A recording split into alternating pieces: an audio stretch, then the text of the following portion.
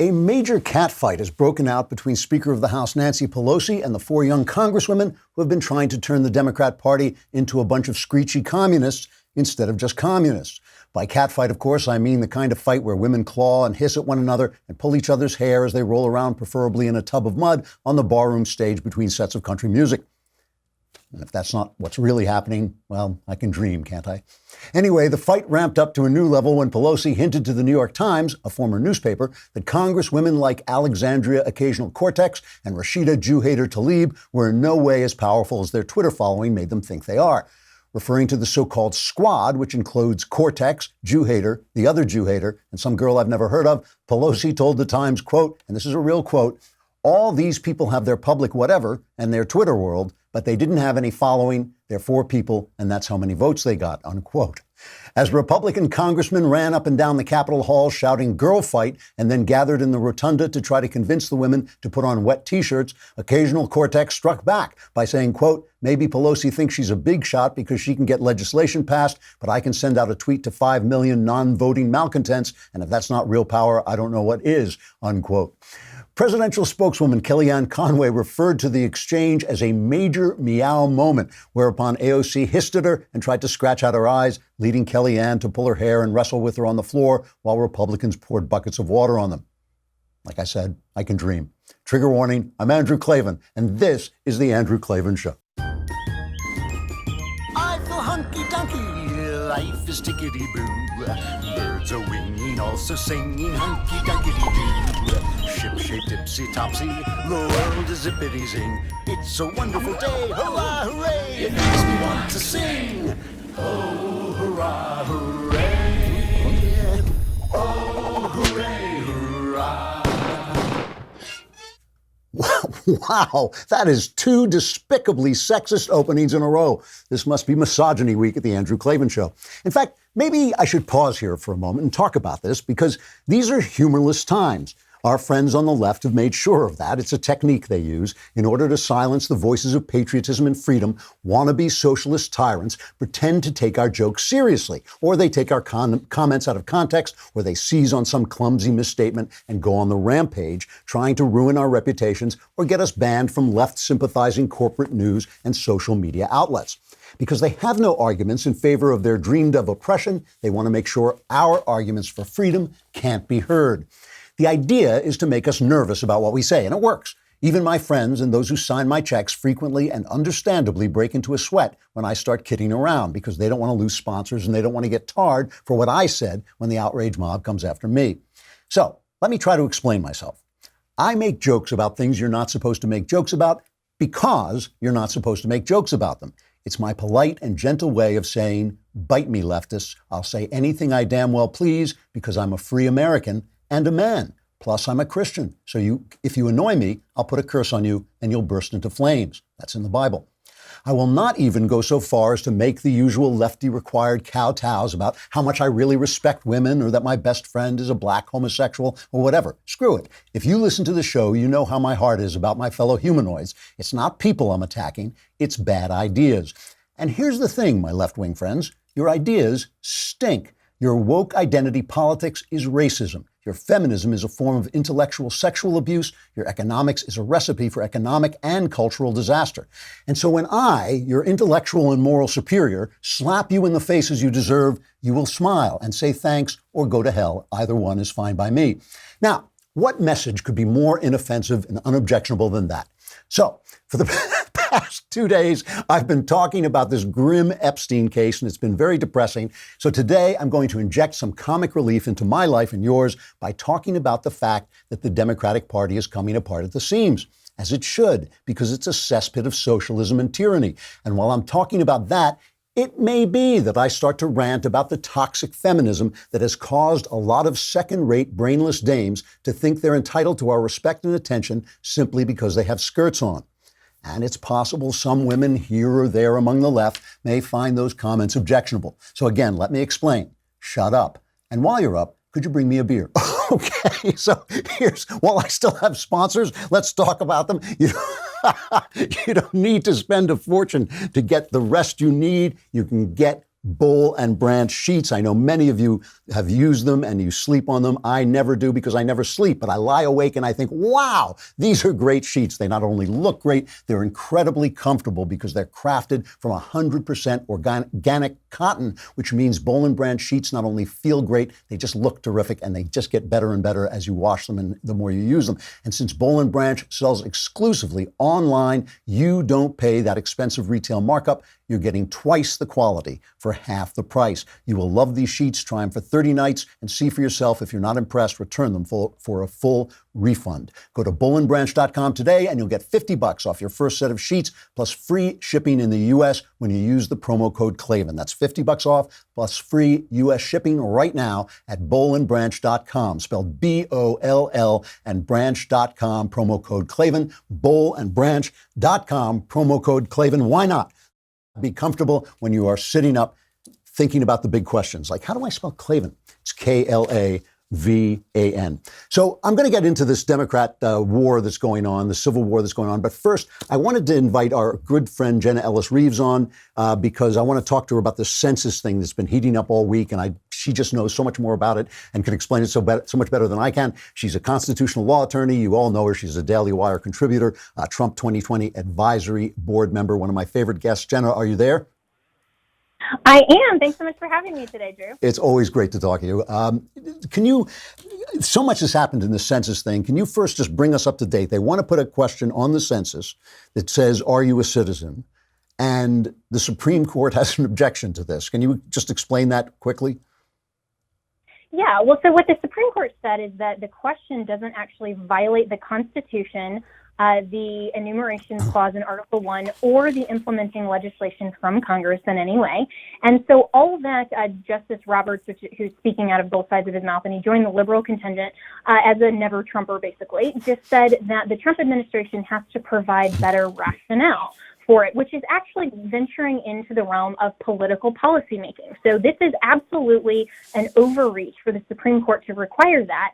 Let's be clear, not only has the citizenship question been used since 1820 in some form on prior censuses, it's been used on the long form since 1950, and so this is just a reinstatement, but also the Constitution doesn't specify the process by which the census has to occur. And so as long as the executive branch, which would be the Trump administration, is not violating the implementing legislation from Congress, they can ask the question, and it is not at all for the Supreme Court to second guess the political process. It is amazing. And then Trump wanted to change his legal team, and some court said he couldn't do that. What was the objection? That's just ridiculous. And, that's, again, another venturing into political question. I mean, Trump has every right to have whatever lawyers or, anyone that he wants to advise him on the matter. I mean, people do that all the time in terms of legal context. And so, really the Attorney General here has been very clear as far as, finding a pathway to get this citizenship question on the census. And let's also recognize that this is just used for statistical purposes. This is not about finding who is here legally or illegally. There are people who are here legally that have even permanent residency that can't actually vote because they're not citizens. This is about finding correct apportionment in the U.S. Congress and the House of Representatives, which is what Article 1 requires. This should not be political. This is really a routine, mundane question, but the left has continued to politicize it and make it, again, about just hating Trump rather than fulfilling the constitutional mandate. If you have people in your district who are not citizens, do you get more representation for them? Well, and so that's why we need a fair and accurate count, because if we're counting people who really shouldn't be counted in terms of apportionment, then that's really the outcome, right? It would be that we're counting more people in a district than are actually legally represented. I see. Okay. And that's why we need the apportionment. So now, today, I think it was, Trump has put out an executive order. What does that say? Yeah, so this is that Attorney General Barr has been very clear, and then the executive order just says that they are going to add an addendum to the census, which is a very smart move. Add an addendum with the citizenship question, and so that allows for printing to continue, and the Supreme Court will have to take up whether or not the addendum is sufficient in terms of the rehearing of it in the Supreme Court. once they get back in term in October. But this is basically the Trump administration saying, we're not just going to roll over on the 2020 census. We're going to make sure we do everything to get this citizenship question on, because there's a great argument. And actually, our own Daily Wire, Josh Hammer, wrote a great piece about why the 14th Amendment actually requires a citizenship question to be used. And so this is an executive order that's basically just saying, hey, Supreme Court, we've done our job. Step out of the way. This gets to be on the census. Jenna, I know you got to go. I thank you so much. It was really clarifying. I appreciate it. Thanks so much, Joe. Always great to join you. All right. Talk to you soon. I'm beginning to feel with this stuff that the courts, I can see why Cocaine Mitch is making sure that we get some judges in there, because the courts are kind of out of control. They're like a new branch of regulatory government, stepping on our rights, just kind of making up the law as they go along. Nowadays, there are so many different types of cars on the road, there's just no way an auto parts store can stock everything. Why wait in line to find the right part that's probably overpriced when you can do it all with convenience of Rock Auto? You know why people do this? They do it because they're insecure. They think that the person behind the counter at the parts store knows more than they do, and it ain't true. RockAuto.com is a family business. They're serving auto parts customers online for 20 years. You can go to RockAuto.com and shop for auto and body parts from hundreds of manufacturers. They have everything. I always love this. They always say from engine control modules, no clue what that is, but they also have brake parts, tail lamps, motor oil, and even new carpet, whether it's for your classic or just the car you drive around every day. You can get everything you need in a few easy clicks. Best of all, prices at rockauto.com are always reliably low. The same for professionals and do-it-yourselfers. Why spend up to twice as much for the same parts? Go to rockauto.com right now and see all the parts available for your car or truck. Write Klavan in their How Did You Hear About Us box so they know we sent you. And I know what you're thinking. You're thinking auto parts, engine modules. I can understand, but how do you spell Klavan? It's Klavan. So I love this. The GOP has put out an ad about this. It's called Civil War, Socialism Rising. It sounds like a video game, but it's about the war that's broken out between Nancy Pelosi, Speaker of the House, and what the people they call the Squad, which is AOC, Rashida Tlaib, Ilhan Omar, and Ayanna Pressley, who's kind of like the Ringo Starr. Nobody actually knows who she is. So let's play this ad, cut one. There are 62 freshman Democrats, not 3. The first thing you will do is impeach President Trump. Is that true? No. We're going to impeach the mother. An emerging, more progressive cohort of elected Democrats is coming into conflict with an older generation of centrists and traditional liberals. Talk about the political influence in this country that says it is okay for people to push for allegiance to a foreign country. Jews have dual loyalty and can't be patriotic members of the country in which they live? Words matter. There's some new Democratic drama on display today as Speaker Nancy Pelosi slammed some of the loudest left-wing voices in her party.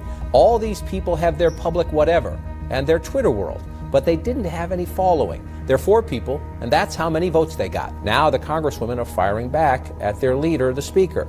That public whatever is called public sentiment. Omar adding, you know they're just salty about who is wielding the power to shift public sentiment. Does the Green New Deal go too far? No. You cannot go too far on the issue of climate change. New Green Deal, the Green New Deal, whatever they call it. I sound like Nancy Pelosi now. How will you vote on that? I've read it and I've reread it, and I asked Ed Markey, what in the heck is this? You sound like Nancy. You try. You do it. Because you're not. So until you do it, I'm the boss. How about that? AOC and her group on one side. It's like 5 people.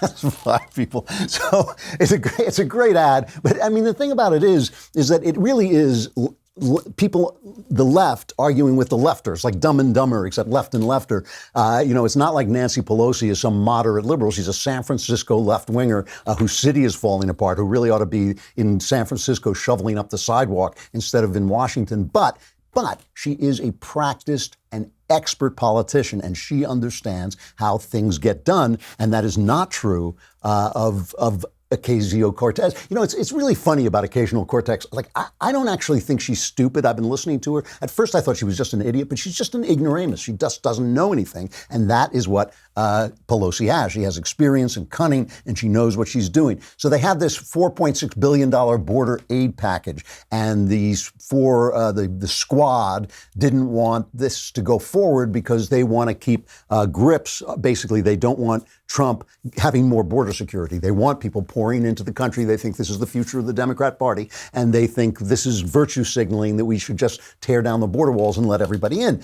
But Pelosi understands that you got to get some help down to these people. That this is a crisis. It's not Trump's fault. It's Congress's fault. Congress hasn't done anything, and I blame both the right and the left. I think both have been absolutely absurd and have clung to their base instead of doing what the country needs.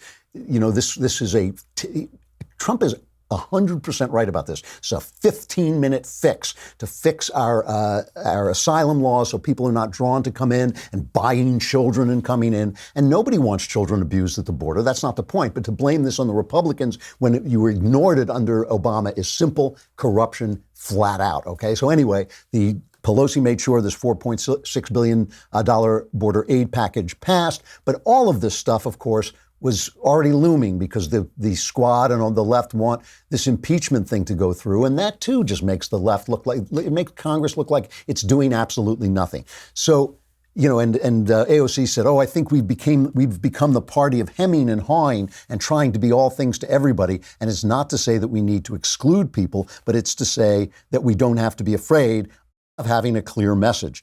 And then Pelosi said this famous thing, all these people, she said this to the Times, all these people have their public whatever and their Twitter world, but they didn't have any following. They're 4 people, and that's how many votes they got. And AOC said that public whatever is called public sentiment. Now, this is actually true because look at the people running for presidential candidate. They're going out with this Green New Deal, which is absolutely devastating to the economy. It's absolute nonsense. That the crisis that they're talking about isn't even as big a crisis as they say it is. And if it were, nothing that they do is going to change it. What's going to change it is new technology. So it's all nonsense. So they have this back and forth. My favorite part of this is Kellyanne Conway, who actually can be great when she's on her game. And she went on Fox and she made this remark.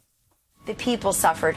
Our brave men and women at the border protection, the kids who these Democrats pretend they care so much about, they block the aid. Those 4 female Democrats that Nancy Pelosi is brushing back. I think they're all freshman members. A major meow moment, brushing back in a huge cat fight, really ridiculing them.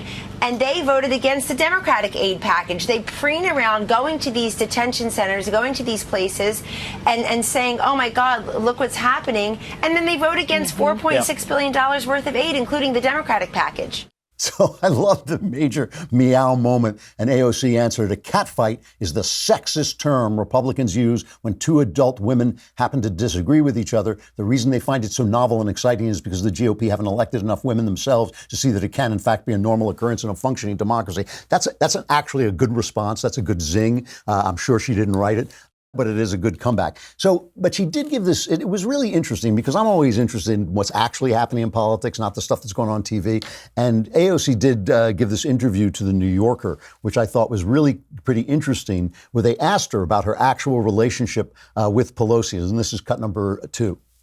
What's your relationship like with Nancy Pelosi? Tell me how that works. What are the dynamics of it?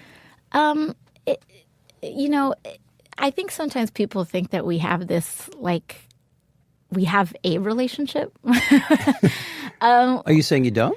Not particularly. Not one that's, I think, distinguished from anyone else. If there's a legislative need, the last time I kind of spoke to her one-on-one was when she asked me to join the Select Committee on Climate Change. What did she say? I said no. So she goes on to say that she didn't join the Committee on Climate Change because they wouldn't agree to her terms. I mean, this is a girl from an absolutely blue district. As Pelosi said, a glass of water with a D on it could win in that district, okay?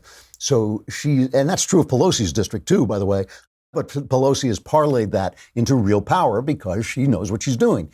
So AOC says she wouldn't serve on this committee because she demanded that within 2 years they put forward legislation which would look like the Green New Deal, or if not, if they had another idea, they could put that there for. And basically, they weren't going to kowtow to her, so she took her ball and went home. And here she talks about what has happened since then.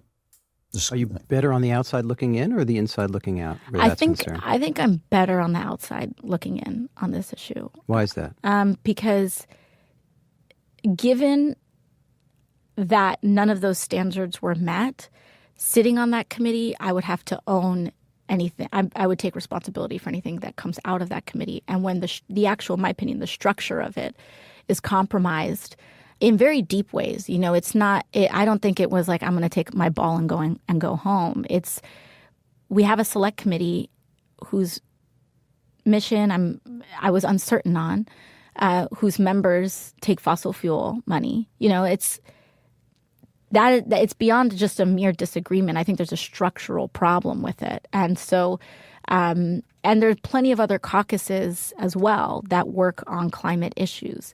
So I think that ultimately I'm fine with the decision, especially given the committee assignments that I was ultimately given, which were very intense and very rigorous. I was assigned to 2 of some of the busiest committees and 4 subcommittees.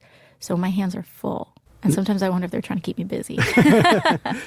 You know, it's interesting because maybe they're also trying to teach her something, like maybe they're trying to get her experience. I really do think that feminism, which is a branch of identity politics, I feel it's a particularly toxic branch of identity politics for the simple reason that identity politics is wrong because it's racist.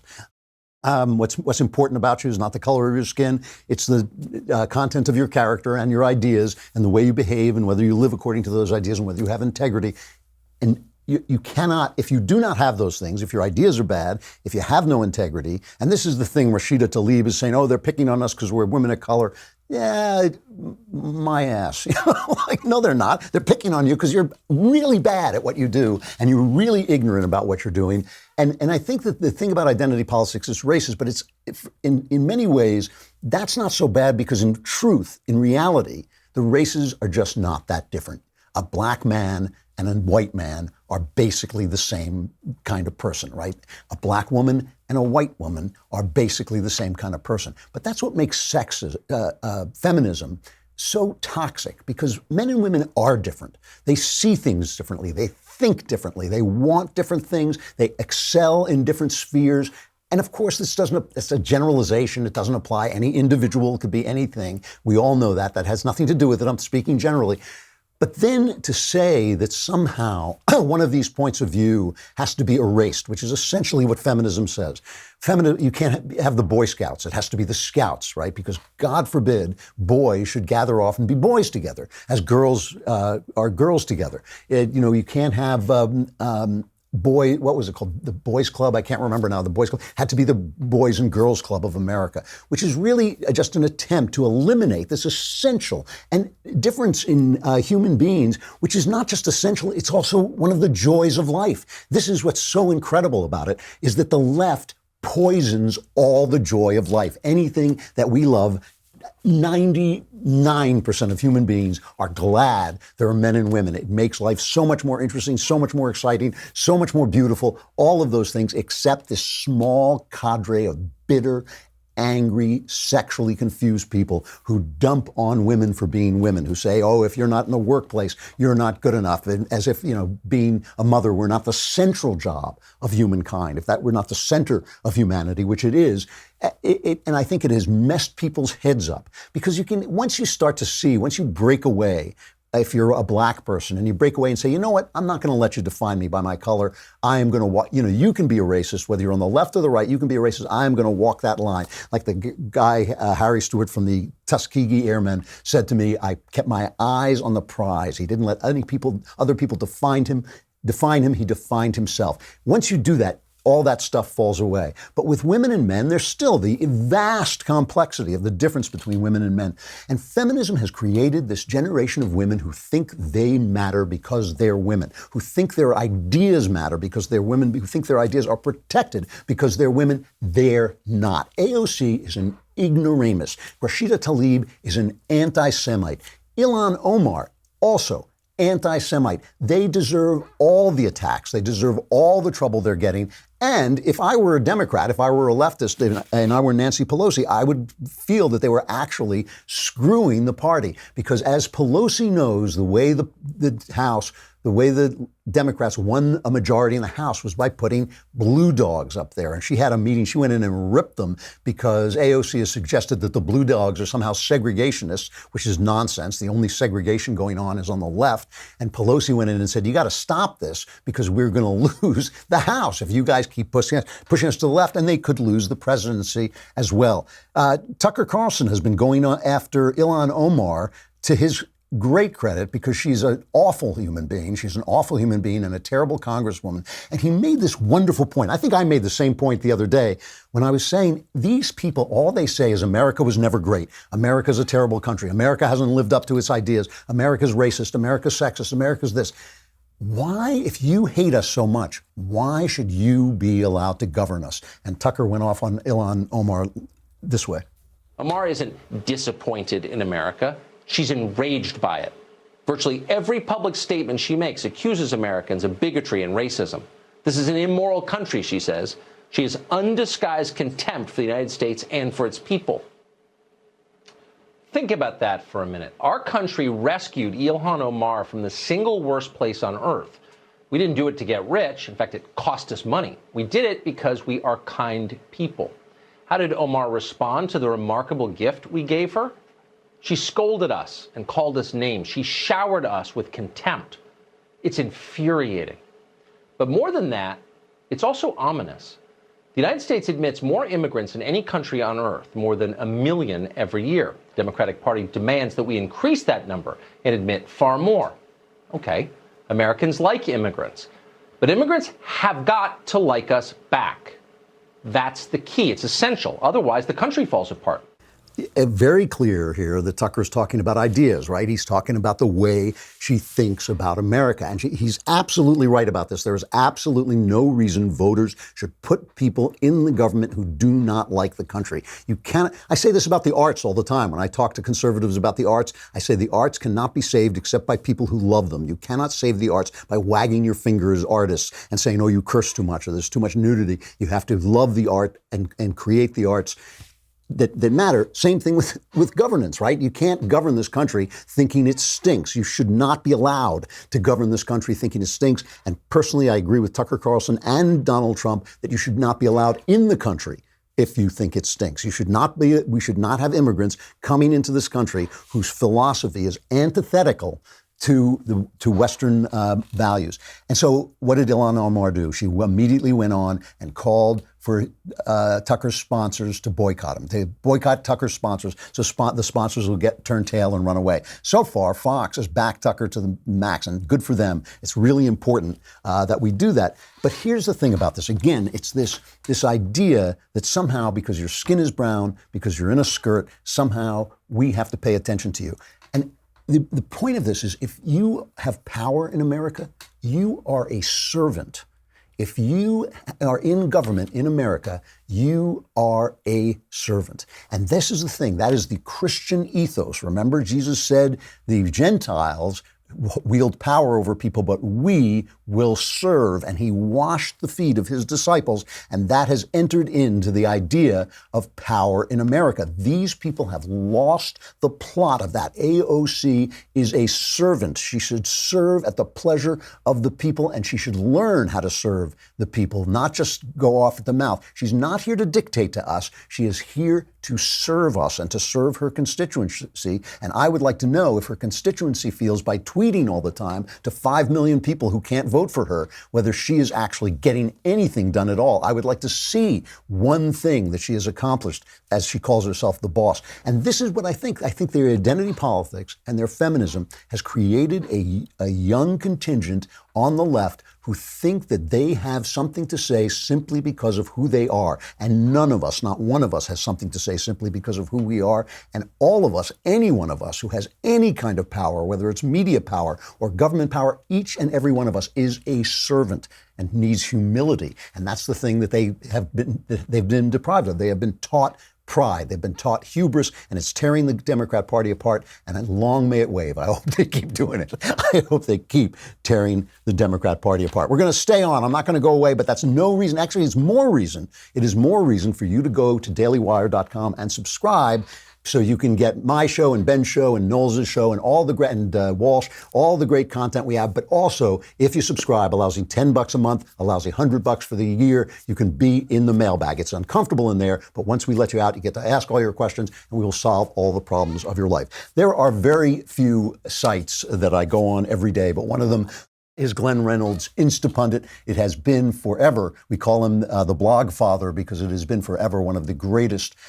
sites on the internet. But Glenn Reynolds is not just a pretty face, though God knows he haunts my dreams, but he's also the Beecham Brogan Distinguished Professor of Law at the University of Tennessee College of Law, and he is an author of this new, very short book that you should read called The Social Media Upheaval. The Social Media Upheaval. It actually, when they call things thought-provoking, it actually provoked thoughts and changed my mind, or started to change my mind about a lot of stuff. Glenn, are you there? I am. It's good to see you, man. I haven't seen you in a long time. I know. It's great to see you, too. You're looking good. Oh, you lie. But you lie convincingly. That's the important. So this book, it really got me. I mean, it's short. I think it's 65 pages or something like that. Yeah, 65 pages. It really got to me because it actually kind of changed the way I was looking at things. You talk about the fact that we really haven't got it in our brains what the internet has done to us. Can you explain it a little bit? Yeah, well, what brought me to the book, it's sort of something you'd think would be unrelated. I was reading a book about the very earliest civilizations, the very earliest cities, a book by James Scott at Yale, who's a really smart guy, called Against the Grain. And one of the interesting things about the earliest cities was they'd spring up. You'd have actually sometimes a pretty decent population, thousands of people. And they would flourish for a little while, and then boom, they'd be depopulated by some epidemic, the likes of which nobody had ever seen before. And the reason nobody had ever seen them before was nobody ever crammed a whole bunch of people and their animals together in a small space with no knowledge of sanitation before.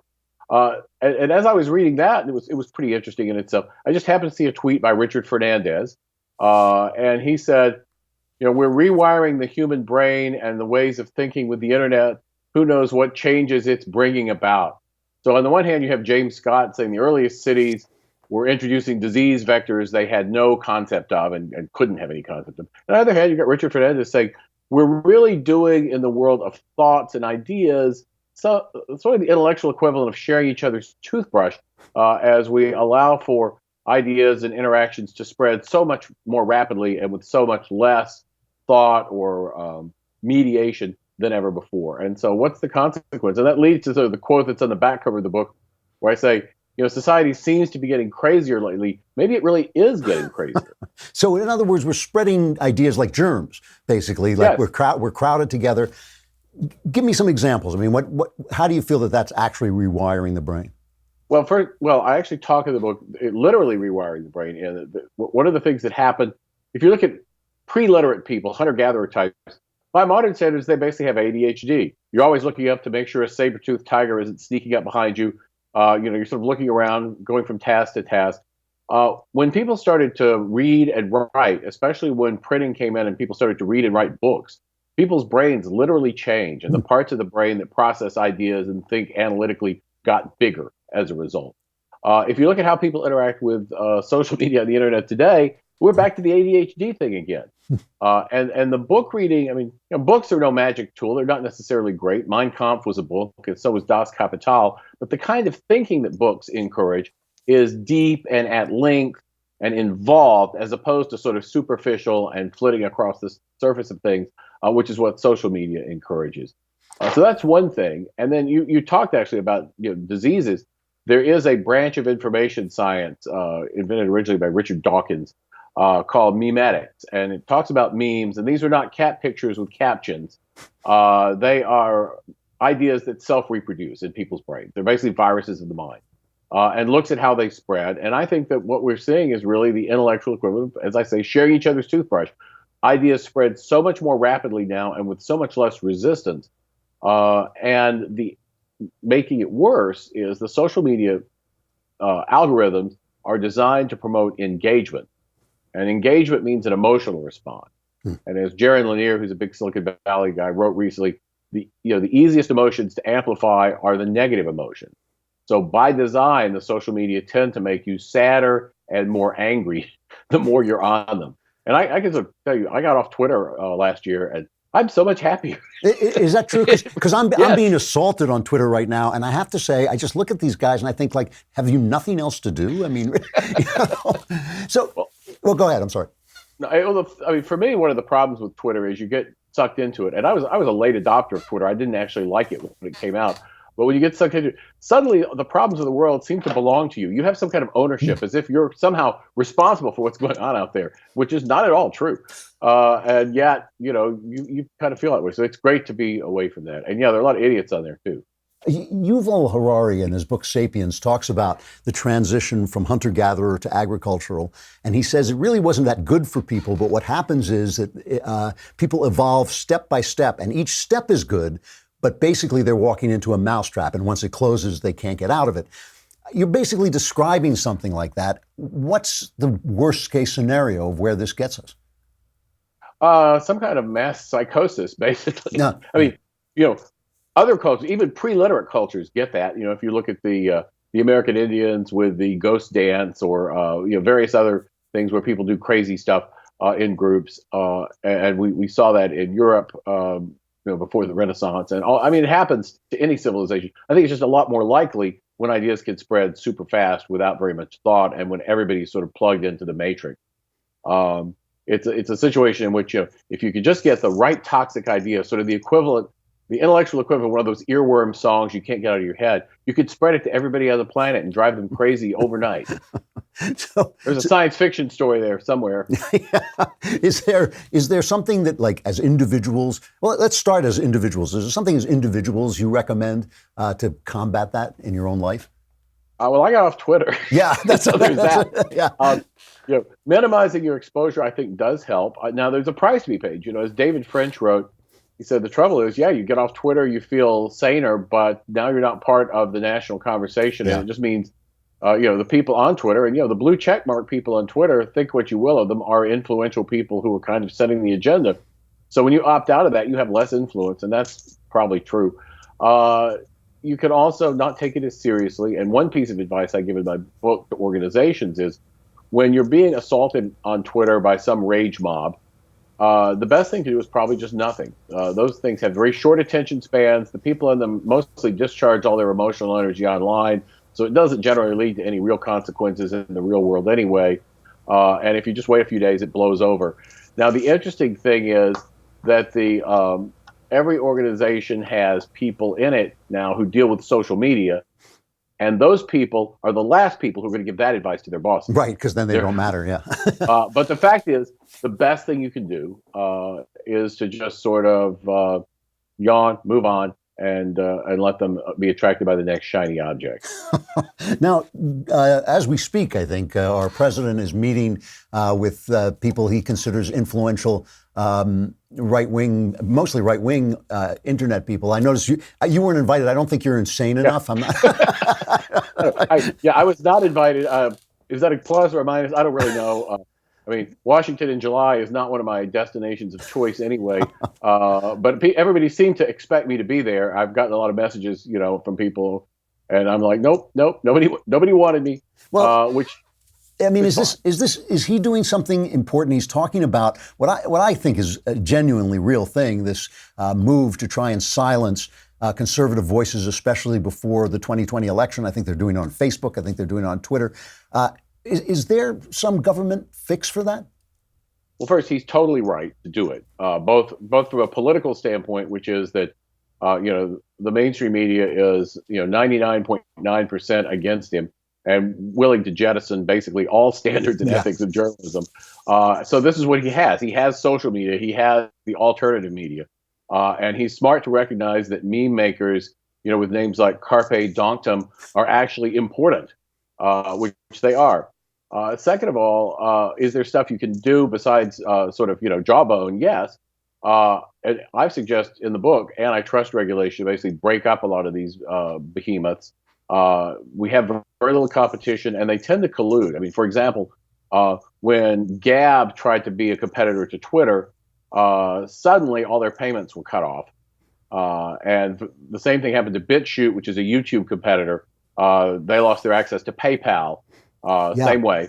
And it's very hard to believe there's not collusion going on here. And you may notice when James O'Keefe had his video out about Google, the only place you could see it was on BitChute. YouTube took it off. Then YouTube's alleged competitor Vimeo took it down. So, there's definitely an effort to control. There's plenty of room for antitrust regulation, both on the breakup side and on the policing collusion side. I think that's absolutely fair. And the thing that should worry the tech companies is, about a month ago, I was at a conference at Stanford on free speech and social media, very diverse group, left and right. Everybody was saying that. I thought I was going to really have to defend this position. I expected to get a lot of flack from it. And instead, everybody agreed with me to the point where I was on the plane on the way home saying, if everybody agrees with me, that never happened. I must be wrong. No, that's politically, at least, it means something. I think that's encouraging because I agree. I think there is room for antitrust action here, and I think it would be a good thing. Glenn Harlan Reynolds, the website which you should go to every day is Instapundit. The book is The Social Media Upheaval. It's great to see you. I hope you come to L.A. and let me buy you a drink. Awesome. Sounds good. I'll talk to you again. Thanks a lot, Glenn. A final reflection. Earlier in the week, I think it was Monday, I was talking about this thing I'm going to do on Tuesday, I believe. I'm going to talk to what is called the CALLED Conference, which is like a summer gathering of teenagers, of high school students at New St. Andrews College, run by Pastor Doug Wilson, a conservative guy. And it became a controversy when a place called, I think it was Pen and Pulpit, wrote this kind of blazing article making me sound like a gay activist because I do support the rights of gay people and I do not think that homosexuality is necessarily a sin per se in Christian theology. And I'm not a theologian, but this is the way I read the scriptures and this is the way I read the experts, and I have read about it and all this stuff. And they wanted to make a controversy out of it. So the people at New St. Andrews at the CALLED Conference got in touch with me and said, look, we don't agree with you, but we don't like this virtue signaling stuff where people cancel speakers. So we're just going to invite you to come and put you on a panel where you can discuss this and debate it and argue with it. And I thought, gee, that's really great. Then after that, I got called by something called, I can't remember offhand what it was, the Christian News Network, something like that. And the guy grilled me for 45 minutes about everything, about not just how I felt about gays, about the fact that people curse in my fiction. They were upset that somebody cursed in the Gosnell movie about it. And it was very, although they were very pleasant and very fair in listening to me and in recording it, it was clearly like a prosecutorial interview. And afterwards, I came off and I started to think, hey, maybe I'm putting these folks at New St. Andrews College at the CALLED Conference, maybe I'm putting them on the dime, because these are teenagers. What if I show up and I say what I'm going to say? And I'm not any kind of an activist at all, but I will express my opinions.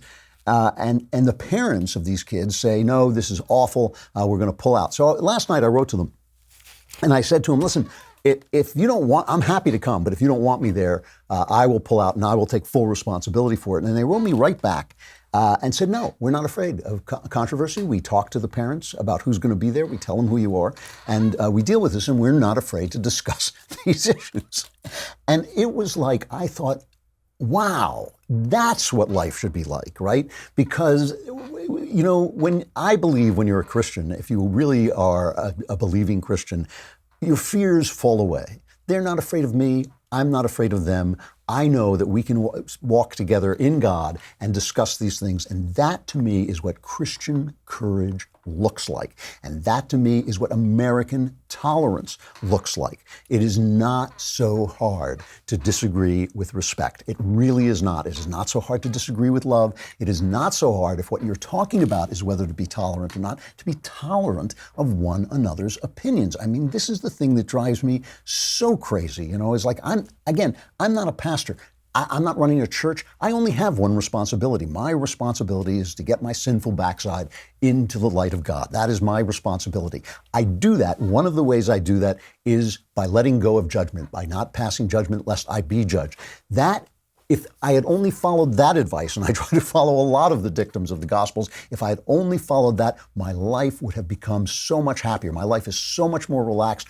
I don't have to fix things. I don't have to condemn anybody. I don't have to judge anybody. I can let my friends have flaws. Sometimes there are some days when even I have occasional flaws. I know, hard to believe, but it actually happens. I can live so much more easily this way.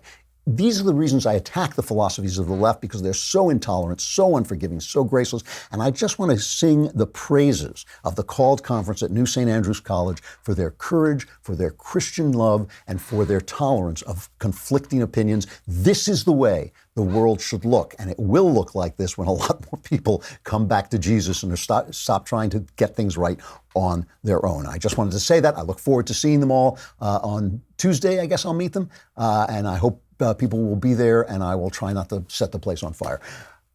It's the Klavanless weekend. I'm sorry, it has come at last. You're doomed. It's kind of like that show Bird Box, you know? You got to put on a blindfold and hope you don't see anything that drives you crazy until Monday, when we will be back. I'm Andrew Klavan. This is The Andrew Klavan Show.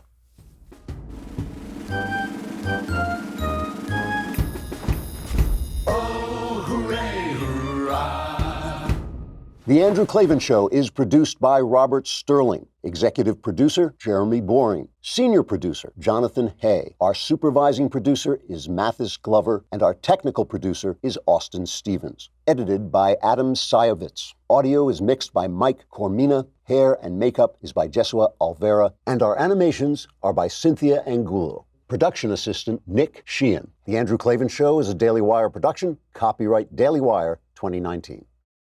Hey guys, over on the Matt Walsh Show today, Beto O'Rourke went and met with some refugees and immigrants, and he proceeded to trash America. America's racist, horrible country, so on and so forth. What a great guy Beto O'Rourke is. We'll talk about that today. Also, AOC, speaking of great people, AOC basically implies that Nancy Pelosi is racist, which is kind of hilarious, but also disgusting, and we'll talk about that. Finally, I want to discuss the very common modern practice of filming troubled people in the midst of mental breakdowns so that we can laugh at them online. I think that maybe we should stop doing that, and we'll talk about the latest example of that today over on the Matt Walsh Show.